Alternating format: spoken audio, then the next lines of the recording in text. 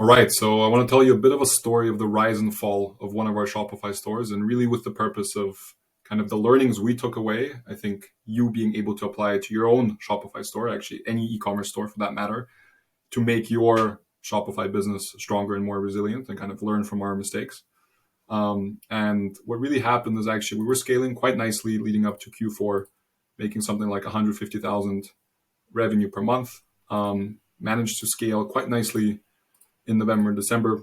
Obviously, usually a pretty exciting time for most Shopify stores, making in November around 230,000 in revenue per month. Then I think in December it was a bit more. Let's see, 238,000. So a little bit more.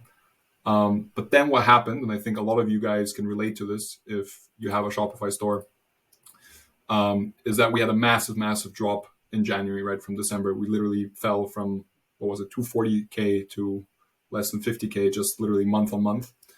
So what happened? I mean, a lot of things happened, and I think I'll just touch on the points that will be most helpful for you and translatable to what you can improve with your store to make sure you don't have something like this, and generally how you can consistently grow over time, right? Without having those volatile swings, which are so common with smaller businesses like this one.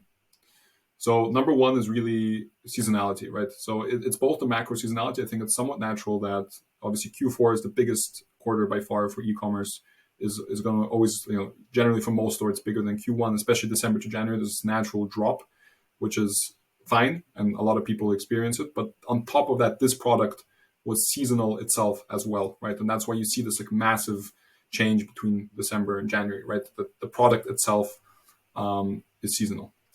So that's issue number one. Issue number two is we were too reliant and therefore vulnerable to paid CPC marketing channels, right? So classic paid Facebook ads, paid Google ads, paid TikTok and Snapchat ads, etc. Right?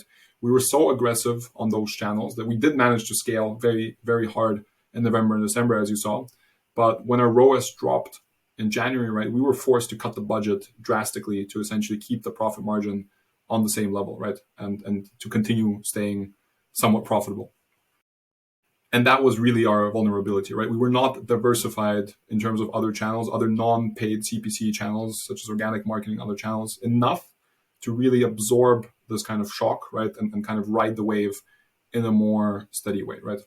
And number three, and this is really the important one that hopefully will put everything together, and that's what I really want to talk about in this video, is we had a one product store, right? And we had a one product store, at least at that point in time, that again, had that seasonality, tying it back to point number one, that we were fully, kind of committed to, right? Because we had no other products that could kind of counterbalance and outweigh that seasonality, right? But potentially have 2 or 3 other products that we would also be selling somewhat that, would maybe be also seasonal, but have a seasonality in a different time of the year and counterbalance, right? We did not have that. We only had a one product store pretty much. And because of that, we were also not diversified in terms of our product suite, leading us to also kind of being vulnerable to such volatile shifts in revenue.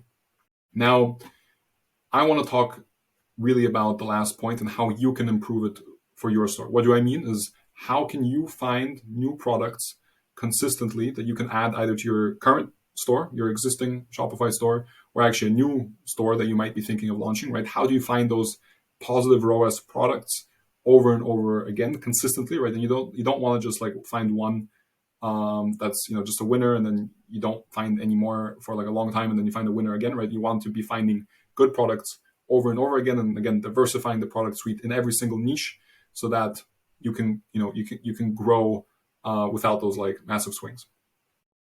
And that's a bit of the holy grail of e-commerce, and there's a lot of things that have been said on it, but anyway, I'll give you my take. And speaking from my experience, right, we actually also to kind of finish the story, right, kind of fast forward a few months. I think June was actually a pretty good month already. We were back to making even more than the December and November figures. So here are over 270,000 revenue. And that is because partially we managed to somewhat already start diversifying our product suite, right? Not being as reliant on just one product, right? And therefore start solving the seasonality issue, right? And solving, again, the issue of just being too dependent on one product. So anyway, I'll in this video talk about how you can find new products. Let's jump straight in. All right. So in the previous video, I really told you about the product sourcing flow, which, if we do a very fast recap, you need to essentially obviously do product research. Everyone has to do product research, validate the product. Then what I really focused on the previous video is how to determine if a product is going to be a successful positive ROAS product. And that was in the Excel DD sheet that I went through in quite a bit of detail. So take a look if you want to find out how I find successful products, how I can actually try to quantify that process and make it as systematic as possible. This then again is really there to boil down to maybe 3, 4, 5, again, depending how aggressive you want to be, products that you're then much more confident after having done this due diligence with the Excel. You obviously prioritize them, then you run the test, and then you adjust, right? And you learn from your first tests, obviously, and any data that you gather, and hopefully cycle it back through to then become better and better at finding products that will be profitable for you, and then also obviously kind of add value to your existing stores or any new stores that you might create. So in this video, I want to actually focus a bit more on the how and actually get into how you actually run the test. I think that's the hardest part. A lot of people, I think, struggle to run a lot of tests simultaneously and get valuable data that they can really utilize and max out on. Like sure, everyone like runs a test here and there, right? But like the point is, can you really test 6 products efficiently all at the same time? And the answer is yes. But I think that's where hopefully I can add some value and obviously start the conversation with whoever's interested to talk about if you know what else can be improved. But that's kind of my experience. So the F1 Pitstop analogy is one that I like using. What does it actually mean? So I think to test a new product, which, okay, you gotta like really like give this analogy a try. The new product is really the car, and it's the car and the race driver who are going to test out this product for the first lap ever, and obviously that's going to be the test launch, right? The moment it leaves the pit stop, that's the launch. But for the product to leave the pit stop, you need to have a few things sorted, right?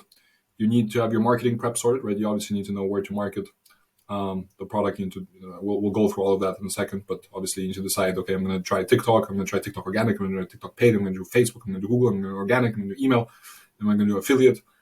All those are valid options, and any combination of those are valid options. But obviously you need to decide. You need to decide your budget, your stop loss, how much money are you willing to spend, leading us to the finances. You obviously need some sort of capital up front. I talk about very soon the numbers I usually like to assume when running such tests. If you make your first sales, I wish you the best of luck. Then you need to sort out your logistics. You need to actually ship out your product. You obviously need a product page. Should have started with that maybe. You obviously need a product page. You need your first content. You need your first creatives. And again, it can be as little as a few images that you take on your iPhone from the product, right? I really wouldn't encourage you to take other content and like steal other content, essentially. I know a lot of people do it when testing products, especially for dropshipping.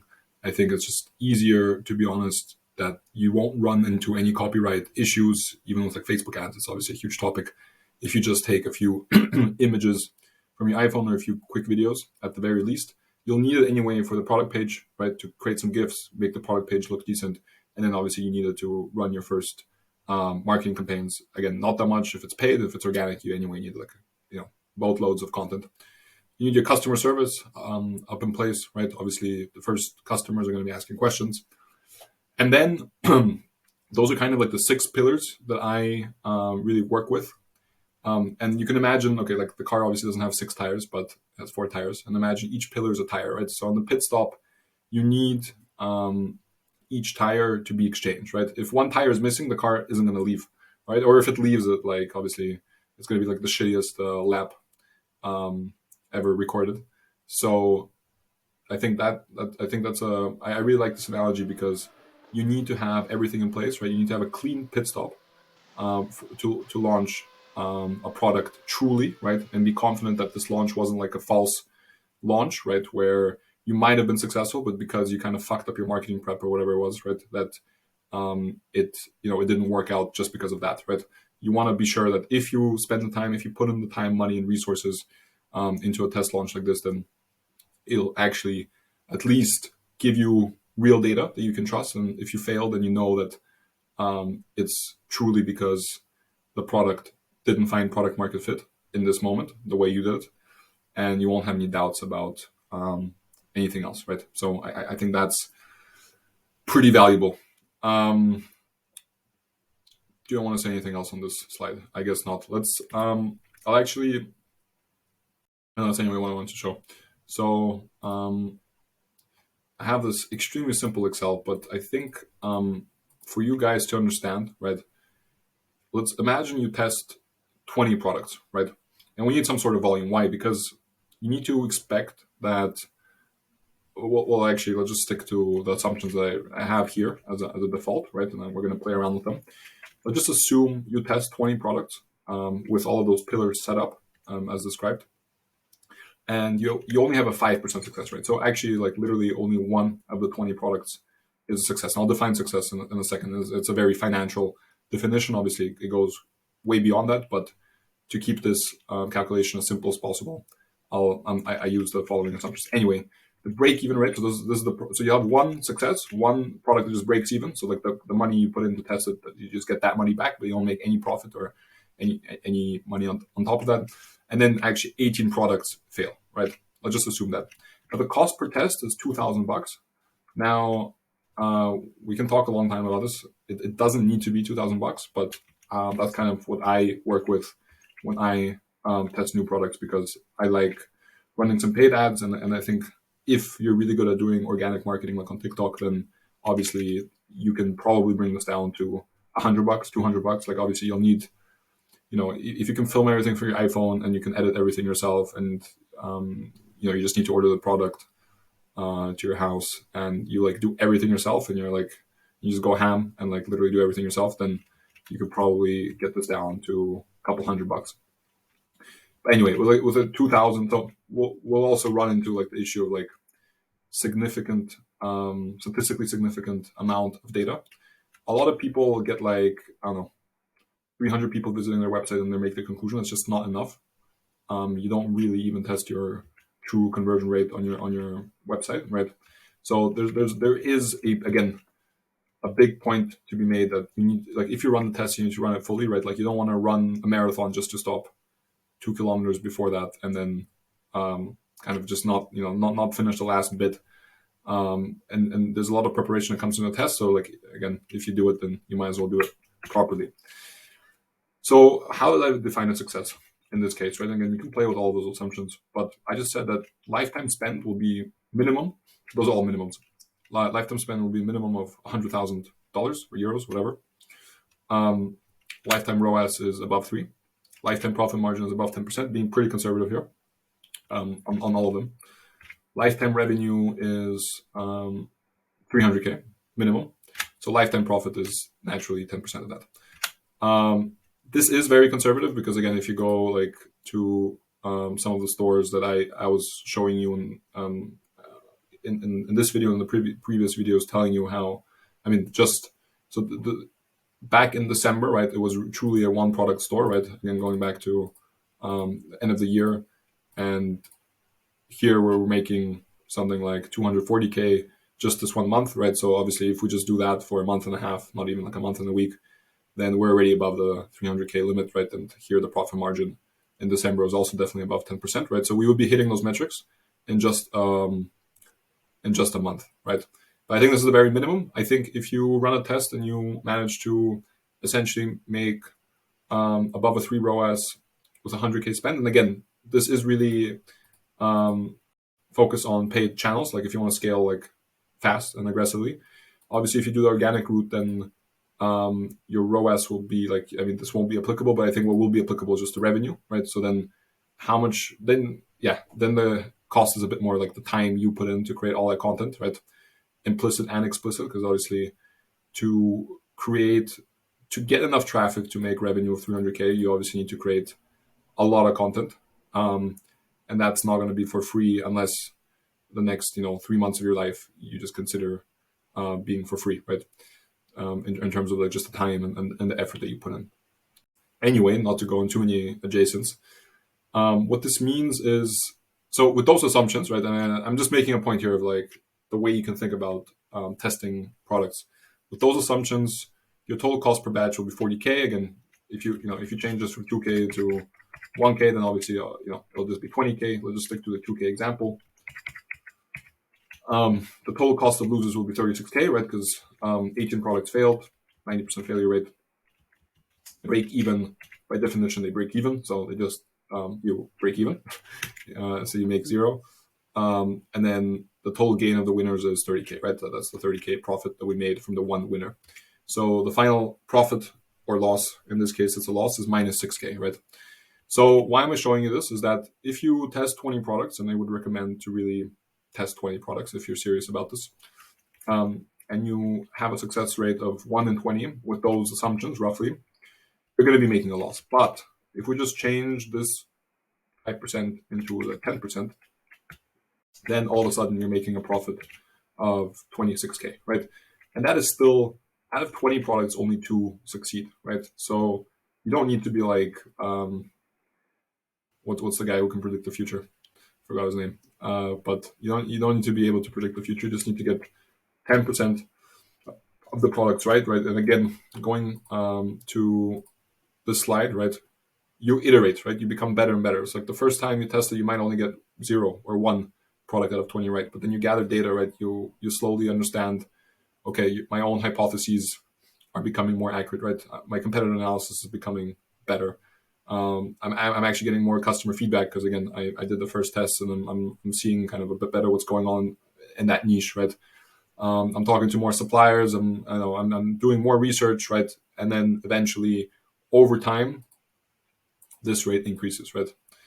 And now again, you can kind of flex any assumption up and down that you want, right? Again, if success for you is above a 5 ROAS, right, then all of a sudden, and you could, like, a home run, I would say, is above 5 ROAS. It's definitely doable. I mean, it's a home run in every sense of the word, I think. But obviously now, with a 5 ROAS, you're making 66K in profit minimum, again, with those assumptions. So in that sense, I think this is helpful to just think about how to test products, because a lot of people test, like, I don't know, a couple of products and it doesn't work, and then they, I guess, give up or whatever, and they are just, they don't see the bigger picture. I guess that's my point, where you kind of need to test in batches, because it's a bit just you're not gonna find a positive ROAS product like one after the other, right? And it's just completely unrealistic. Otherwise, everyone would just be, having successful Shopify stores left and right. Again, most stores fail, most products fail for a good reason. There's a lot of competition out there. A lot of people are fighting for the same attention. So if you can get 1 in 20 right with, even a home run, then let's actually see. So if we go back again to the 5%, and then we put in the 5 ROAS here, you would still be profitable, right? So if you get 1 home run out of 20, then you'll be good. And again, you can then actually build a business around this, right? So this is just the beginning, right? This is really just a test. What else can I tell you? Just a bit of okay, actually, this kind of fits with what we were discussing. So the test budget, right? Again, I just took the example between 1 to 2K, right? Again, why? Okay, let me explain what this graph is. This is a graph of your hit rate per batch, right? So again, those are the 20 products that we would test that I just explained in Excel.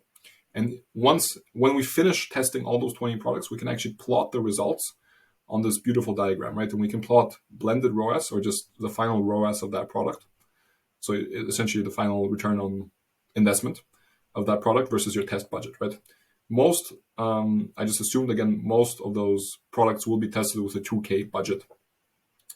And some of them are going to be so shit in the beginning, right, that you're literally going to spend a K and you're not going to get a single sale. That I think I always put in a stop loss, right? Like if I spend a K and the CTR is horrible, the click-through rate is horrible, I'm literally not converting anything. I mean, that is, usually you can cut the test short, right? Save the 1K and only spend 1K instead of 2.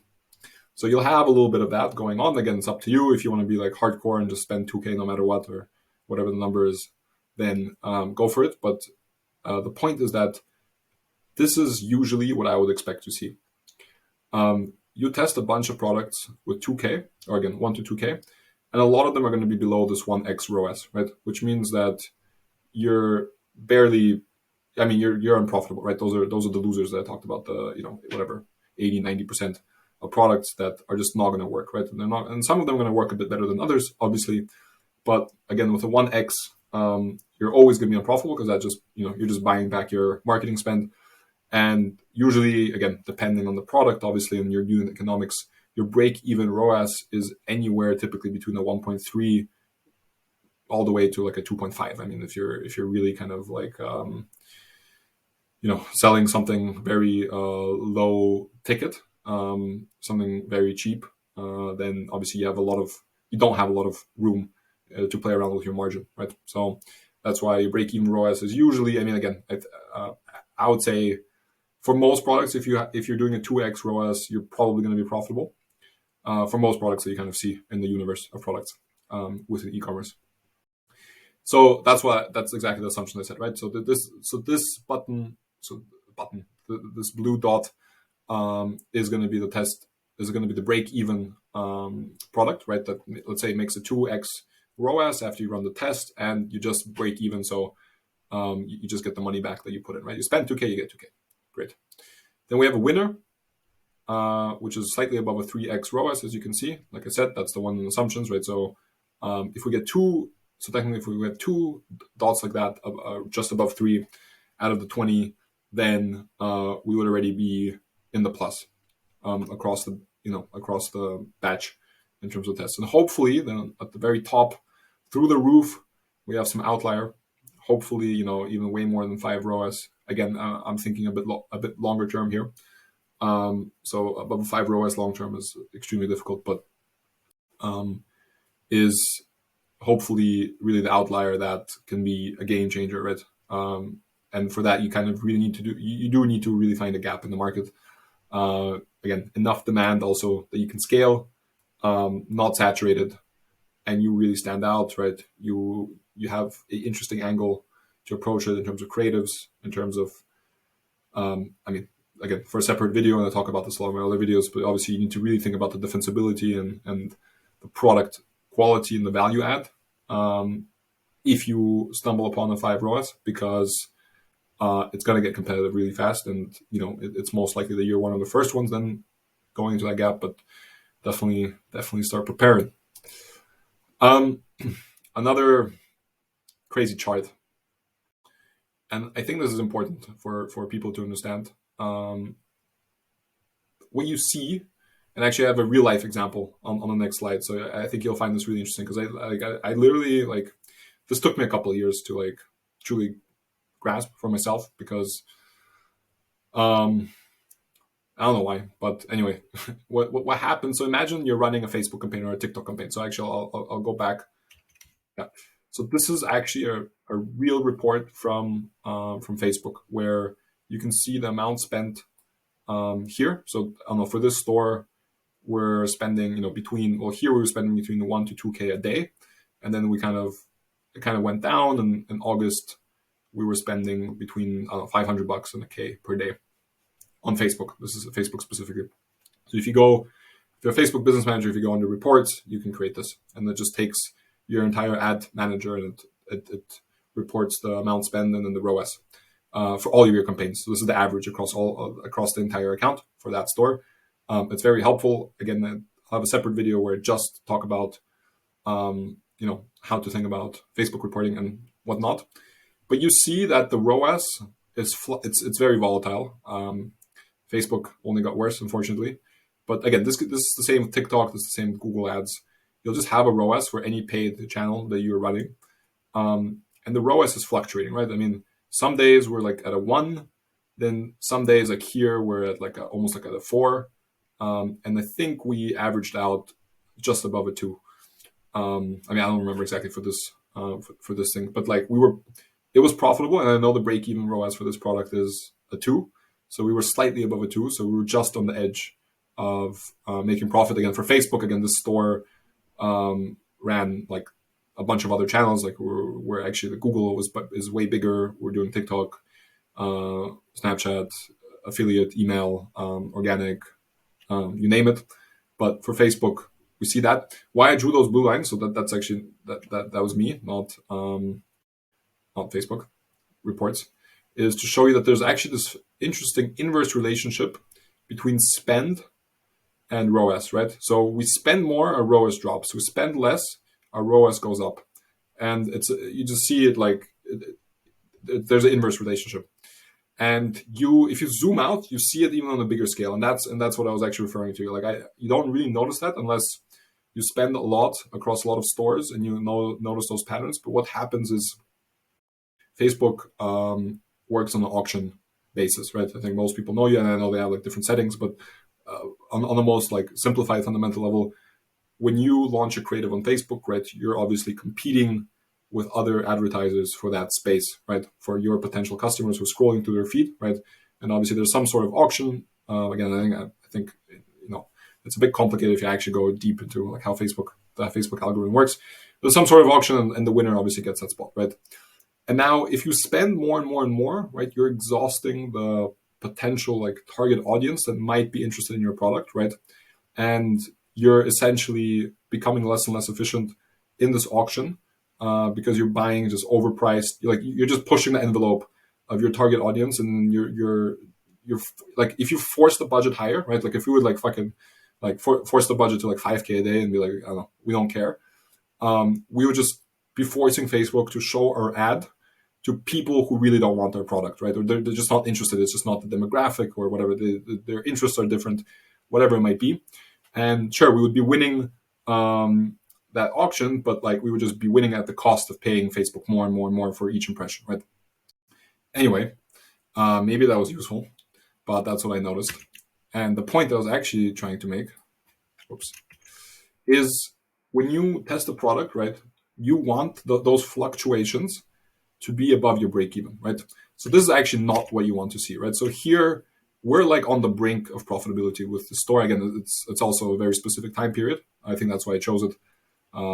This was already a while back, but why I chose it is to show you that we are spending money, so we are profitable, but we're just above our break-even ROAS, right? And like that means like half the days we're actually losing money. Like literally all those days here, we're straight up burning cash. But then the days here, we're making back that money and then making a little bit on top, right?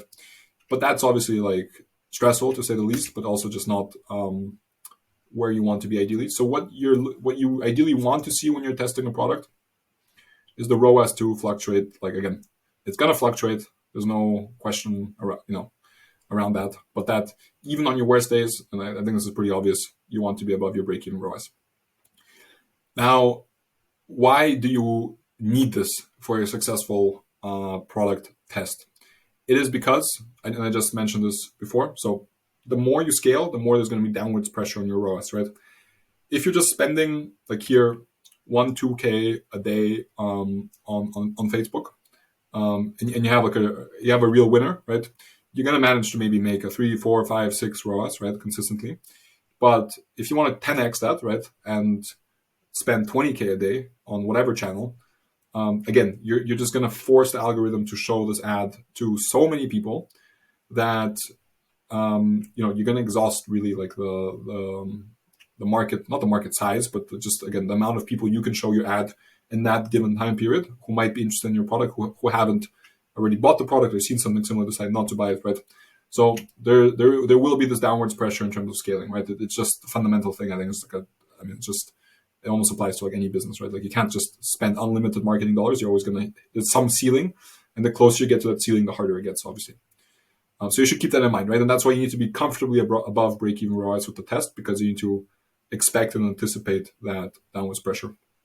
Now, the good thing is that when you're running a test, right, you have set up hopefully those pillars, right, to work at the bare minimum, to be honest. Like what I also wanted to actually, like a point I wanted to make here, right, is that they all need to work. They need to be functional, but you don't spend a month building a product page of a product you're testing, right? Like just have a solid template.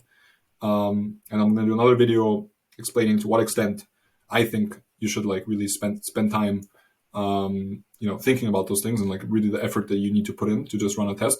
It needs to work, right? But don't, those tires are not like, it's not the engine, right? You're just putting on the tires, like they're replaceable, and the speed is also really important. And that's why if you find a successful product like this, you will be able to then improve those pillars. You'll then go back and then improve your product page, right? After you run the test and you see, okay, it's hovering around the 3x ROAS, great.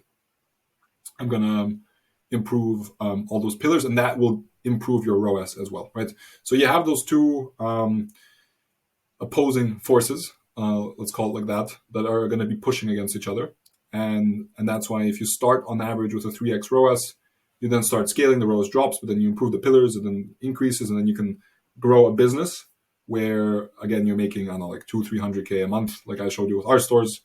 But also, of course, much more. But that'll also take time, and then you need to actually build the business around it. But yeah. So it's already 30 minutes into the video.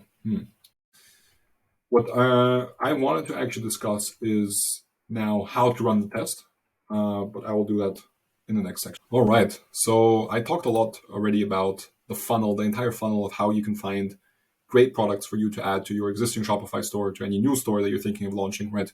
How you do the research, how you go through the entire Excel of actually determining and quantifying what a successful product might be, right? Which products have a high potential to be your next high ROAS product. I talked about, I tried to give you a good overview with how you need to test in batches, what kind of success and failure rates might look like for you to actually succeed, right, in the long term, and what you should plan in terms of cost and in terms of also upside that you can expect with running the tests, right? And I think we covered a lot of ground with some solid analogies, which you hopefully liked. And again, thinking in terms of how many products you need to test to actually get the data that you need to actually find products consistently over and over again that are positive ROAS, and that will, you will be able to use to actually build a solid Shopify store and ultimately business around. But now I want to finally get to how do you run the test, right? I think this is where, as I mentioned, a lot of people struggle with being super efficient with running a bunch of products simultaneously. It's possible, right? Obviously, everyone has their own way to do it, and I'll just show you the way I think about it, which I think is helpful for me. I use Asana.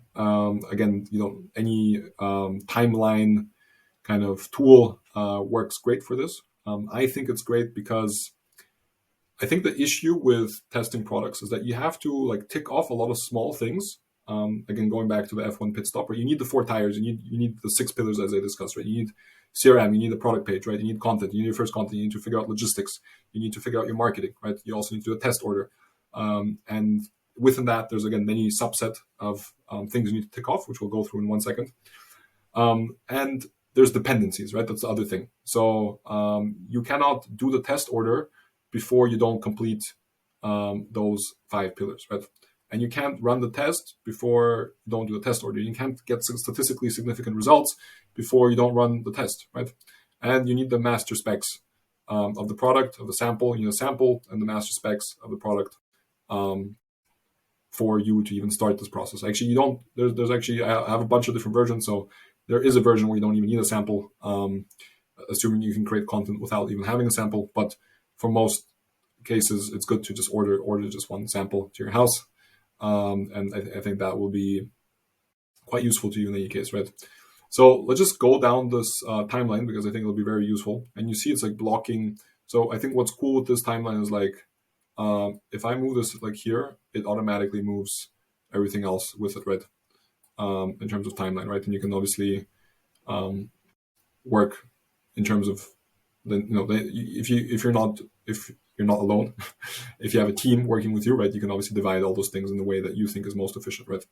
So I think step number 1, right, before you start running a test, and this is for one product, right? So again, we're going to run in batches, and we're going to get into that, but this is for one product. So this is really like the fundamental building block, I think, of how to run the test on Shopify for a new e-commerce product that you've identified is going to be potentially a interesting product for you to test and build a business around. So you obviously need a sample and you need the master specs. I mean, here are the subtasks. There's going to be subtasks everywhere. Sample arrived in good condition and working, right? So you can tick it off, right? Okay. So you just do that. And then you need a product page. Okay, product page. Obviously on Shopify, there's so many videos on that, so I'm not gonna go into that. Just create a product page. It doesn't need to be anything fancy. You need product images. You need a description. You need a product specific FAQ, which might be a separate page. It might be also on your product ppage. You need some basic apps. I will have a separate video on apps for sure. And you need a price and a compare price added and double checked. And you need reviews, right? A few basic reviews. Again, or at least a review app. If you don't have any reviews, or again, maybe you had a different store, or you have reviews. Maybe you're actually already selling this product on Amazon. You can use those reviews, but at least have an app where people can leave reviews. And obviously, when people start buying the product, you're also gonna start eventually getting your first reviews, right? And anyway, that's also a whole separate topic. But I think that if you check off those 3 things, then your product page will be in good shape. By the way, so what I forgot to mention is that this is really, I'm going to do a separate video on exactly this timeline if you want to create a completely new Shopify store from scratch, right? So this actually assumes that you already have a existing Shopify store and you're just testing a new product within that store, right? And so you just need to create a new product page. You don't need to create an entire website, but we will go into that as well separately. But for now, assume that you already have a Shopify store. It might not be making any sales, but at least you have a page, you have a URL, all those things, right? So you have a website, and you just want to test a new product. Okay, then with CRM, plug in email, plug in social media, and anticipate key Q&A for the product, right? Also goes without saying. So obviously there should be an email connected. So there should be a contact us page, very basic. There should, at the very least, be an email where customers can write you. Again, the Q&A links to the product page, but actually write the FAQ in the product page, anticipating what people might ask, because that's also the Q&A that your agent, you can direct them to the FAQ page, and that'll already help them answer the most basic questions, right? And again, a lot of the questions are super repetitive, like where's my product and where's the tracking code, and I ordered this, but I got that, and so the usual stuff. And anyway, I think you can anticipate a lot of that ahead of time in some sort of social media, right? So there's also, everything ties in together very nicely, but obviously you'll need whatever you want to test, right? I mean, an Instagram account and a TikTok account for the page, or for Facebook page, Instagram, TikTok page, to at least start testing either organically or paid. And then you can tick all those things off once you have those. Okay, content. The way I like doing it, and again here, you can essentially come up with your own version. I mean, the whole point is you come up with your own version here, right? Is you essentially take images of the sample yourself, you take videos of the sample, right? And then what I actually like doing when I test is I look at some competitor videos in a similar niche for inspiration, and I try to create also something along the lines of that. So again, you don't copy the creative, but you see what's going on in the market. And I really use this as a benchmark, right? So I just want to know that if I create a video, like a very, almost like a generic video of what the competition is doing, that'll just be my benchmark, right? And obviously I'll want to beat that benchmark with my own creatives that I create myself, right? Or my team creates. But I do want the benchmark to just know where we are. Because again, if we're creating creatives and they're just way worse than the benchmark, then it means that we're doing something wrong, right? But if we're doing creatives and they're doing really well, but the benchmark is doing horribly wrong, then that is also valuable data for you to understand. And then, online mashup content. Again, create some first pieces of content, right? With sample, with potentially, again, you can obviously use free images on websites where obviously there's a bunch of websites that provide that, like stock images. That's what I was trying to find that word. So stock images, stock videos, obviously you can use and start creating content. Okay, for logistics, again, if you're testing realistically, right, you're going to start dropshipping for the initial test. If it's literally a new product, that you've never sold before. You want to make sure that at least you can dropship. So there should be some dropshipping integration with the page. Again, that could be the classic Oberlo integration if you want to be like super like basic, I guess. Or if you do know the supplier already, then obviously you can already have the integration with the supplier, like a ERP connected to the back end of your Shopify. Again, don't go too crazy here because it is a test, so it's fine. If you just have a basic integration where you'll be able to fulfill more like the first orders, then that's fine. And again, those integrations, they really don't take long. And finally, the marketing prep. That's probably pretty important. What I wrote here is we will always have a minimum of 2 channels for a test.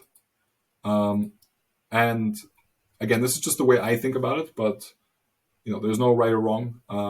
There is a right or wrong, I think, with what we'll get into in terms of you need to gather a certain amount of data to have statistically significant results that you can actually make a solid conclusion on. And you also want to, like why I wrote 2 channels, right, is again, you might only test Facebook, but Facebook might just, it might actually be an issue that the product wasn't supposed to work well on Facebook, but it works great on TikTok, right? I mean, we're seeing a lot of this now, but it could still be vice versa, right? You just don't know. And with Facebook, I obviously always include Instagram under that. But again, this is the pull versus push marketing. You need to kind of also get a sense of where's your product going to fit better, right? Like obviously Google search is the classic thing to do if you think people are really going to search for your product versus you push content on Facebook and TikTok and wherever to essentially really excite people about this product, even though they weren't searching for it in the first place. And that way, if you test 2 things, right, like for example, TikTok and Google or Facebook or TikTok, Facebook and TikTok, you're able to diversify at least 2 channels. Ideally, you become good enough where you can even run 3 or more channels simultaneously, and then you really know if the test has done well. Email, again, because we're talking about an existing store in this example, you already have an email list if you have an existing store in that niche, and you can sell, and you can essentially write an email to all your existing customers asking if they like the new product in this niche, right? That's actually a free way to test your product. It's obviously limited in terms of reach because it's limited to the amount of email subscribers that you have, but it is a very nice way to send out a quick email campaign to everyone, and especially if the product is in the same niche, you can just be like, hey guys, do you like this product? It's a new product that we've just launched, obviously in an email campaign format, and that also is super valuable in terms of customer feedback. Again, tying it back to this funnel, which I think will always be coming back to, but customer feedback, right? So if you already have a customer email list of your store, then asking them what they think about the new product in that niche, it's literally for free. I mean, not because we use Klaviyo, for example, so it's not completely for free, but it's definitely the cheapest. And obviously, like I just put paid channels here, but of course, the point is you can adapt this in any shape or form, right? And I think it's really important to think about this because you can do organic, right? I mean, you can start posting organically on TikTok, on Facebook, on Pinterest, on Snapchat, I mean, wherever. You have affiliate, right? You have influencer marketing. Obviously, you have, you have SEO, but that's more of the longer game, right? If you really want to test, I think those are the main ways you can do that, right? So obviously, one of the main platforms, either paid or organic, and then a few of the other things that I just mentioned. So decide. I think it's important that you decide upfront before you run the test. Okay, it's like I'll do those 2 things. I'll pull through, and then I'll have my results. Then do a test order. Why doing a test order? Because you'd be surprised. You're doing all those things, right? Again, you want to make sure that none of the wheels are flying off of all your pillars, right? Your team or yourself, right? You put on all the wheels, but you need to do a test order to essentially just like make sure everything is fine. And you'd be surprised. I mean, this is really where you can make sure, first of all, that you can, just go through the checkout page once, right? The add to cart page, the checkout page, make sure everything looks fine. You have the logo, the product page looks fine, everything there's no issues because you forgot, for example, classic thing, you forgot to put in your shipping settings, right? So that sometimes, this happens to some people, they just forget to put their shipping settings, and then you can't even select the United States, for example, right, as an option, and then no one can make a purchase, right? So obviously just do that. Send the product to either to yourself or to a friend or to an influencer or to an affiliate or to someone you want feedback from. Again, I would really just do one proper test order where you also, again, actually send it to a real address and test out the fulfillment processing. Do it just once. It's really not that expensive, especially if you're dropshipping. Just dropship it, go through the entire process of actually it being fulfilled, you actually paying the supplier actually sending it, the tracking code being applied to the product page. I mean, like all those things you think are happening in the background, and they are. And if it's automated, you forget about them. But again, just every time you're launching a new product, just do one test order to make sure that everything's actually set up the way it should be. Do a test CRM ticket. Again, I'm a bit like thorough here, but it's better to like present, I guess, the thorough option, and you can decide to like leave out some stuff if you want to, have a bit of a faster test. But anyway, I would send it again. Pretend to be a customer, send at least one email, make sure all of that works, the integration works.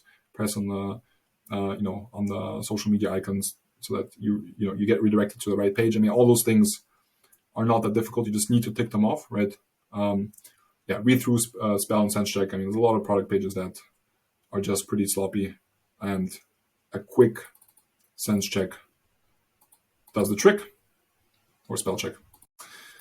All right. And regarding the timeline, I'll actually touch on this in a second. Should I touch on it now? I actually have a version where, so here those are actually the days, right? And and this is the one thing I forgot to mention.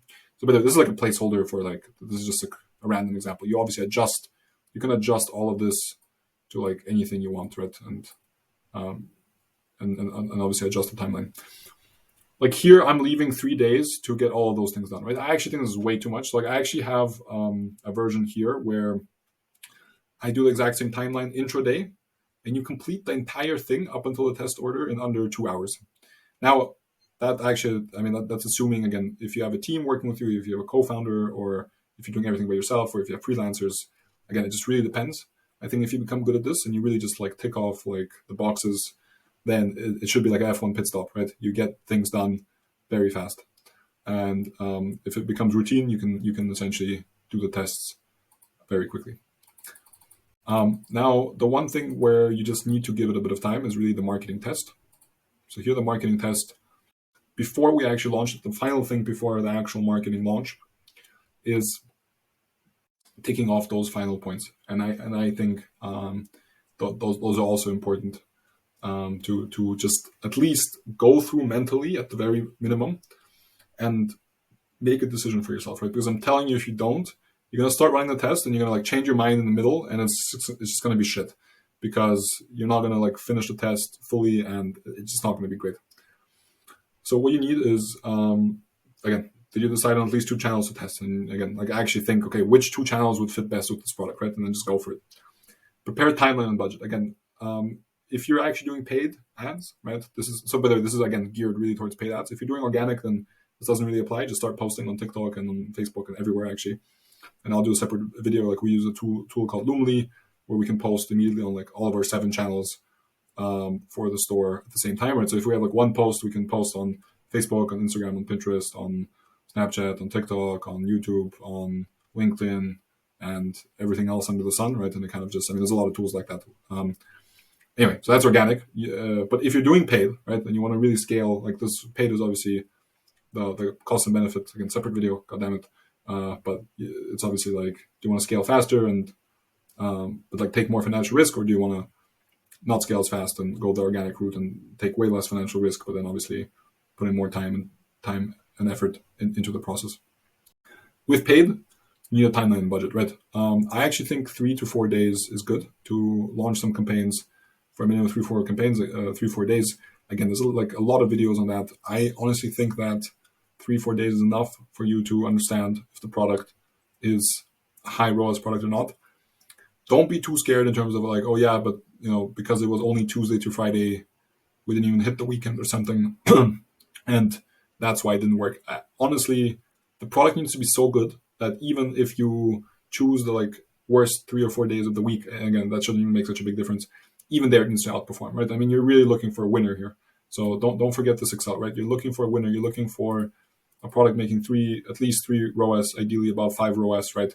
In like the off season, right? Like in like the shittiest of times, it makes a 5 ROAS, right? That's what you're looking for. That's what you can find. So propose geographical split. I mean, this should be easy. Just choose a country to focus on. It might be multiple countries if you have a very specific reason. Like sometimes Australia is a very interesting market when compared to the US, just in terms of saturation. Sometimes the UK and the US are quite different. Sometimes even Canada and the US are different, right? But usually, again, and it might be your local country, Spain, France, whatever, Germany, or any other country for that matter, where e-commerce is a thing. So obviously, make a decision. Again, with a limited budget, I would only focus on one country. Prepare a stop loss. I discussed this in this beautiful chart here. So again, if you spent 1K and the test is going absolutely horrendously, you're just not making any progress, then I would have some sort of stop loss, but again, up to you. RevealBot rules. So we use RevealBot to automate our marketing campaigns. I have a separate video on that. I'll just leave this out for the test, to be honest, but you can automate the marketing rules with RevealBot, meaning that you have a Facebook campaign that you launch for this test, and then if it does well, so like you shut it down automatically. If it's not profitable after 3 days, you shut it down. So like this algorithm, RevealBot, is a tool that just shuts down all your you just set the rules, right? You just say if ROAS is below 3, then kill it, and spend is after above 200 per campaign or whatever it might be, then just kill it or scale it, right? So then you have one campaign that does already really well, and you can already scale right off the bat. Anyway, once you tick off all those things, you actually run your test. So for each, I just here included Facebook, Google, email, and TikTok. Again, this is not exhaustive. There are many other channels you can play around with. But like for Facebook, and I'll just do Facebook because again, this also, I don't want to talk too long about this because I think importantly you get the overall picture, right? With Facebook, and this applies also, and other reasons, like this applies to all channels, right? I also just like running tests with 3 or more creatives, right? I don't want to put all my eggs into the basket of just having one creative, right? Have at least 3 creatives. Again, many other videos on that. I think you don't need to go too crazy. If you test with 3, 4, 5 creatives that you think are your best shot, then it will give you some data to work with. Most importantly is reach statistical significance, right? I actually have slides on that too. But I'm not going to do them now. The point is that you need enough data, which is statistically significant, right? And you just Google statistical significance is actually like the calculators online in terms of how much traffic you need on a page, given a certain conversion rate assumption, for you to be statistically significant to kind of test a hypothesis. If you're not just lucky because for some reason the first 100 people who visit your website disproportionately bought your product for whatever reason, or again, a classic example, you have one guy out of 100 who just went completely bonkers and bought like your product like 20 times. Extreme example, this wouldn't happen. And then you have like a super high ROAS, right? But it's only one guy who bought, and that if you would continue running the marketing campaign, then you'll never see this guy again because he was such an outlier, right? So I think those are like relatively common sense things, but you need statistical significance and have enough traffic, and then you have the results. Now, if you do that for the 2 or more campaigns, 2 or more channels and all different campaigns and enough creatives, then finally you have the statistically significant result. And then there's next steps. Next steps is obviously what you do with that. I think what you should think about is coming up with a system like this for yourself. How can you be super efficient with running tests? Because then what's exciting is that you can essentially overlay this with multiple tests on top of each other, start running tests on top of each other, become really good at executing on this. And it's just, putting in the reps and getting the statistically significant results. Start plotting out this diagram, right, where you can see on a batch of 20 what your distribution is. And with that, start learning and improving this funnel ultimately. So that's my quote unquote relatively short introduction on how to test products, how to find products that are positive ROAS. Hopefully you found it helpful. I'm happy to make much longer videos if there is demand for it. At the moment, I'll try to stay in this range. Write in the comments below if you have any questions, and I'll try to make future videos also about those topics. Thank you. Hey, before you bounce, consider subscribing to our channel, but only if you've actually enjoyed the video and found at least a few valuable things for your Shopify store. Also, check out our free Shopify app, Trackidex. We have a link in the description below. We're developing new features literally every day, and we're also excited to actually hear your feedback on some of the next features we should develop. Thank you, and I'll see you in the next video.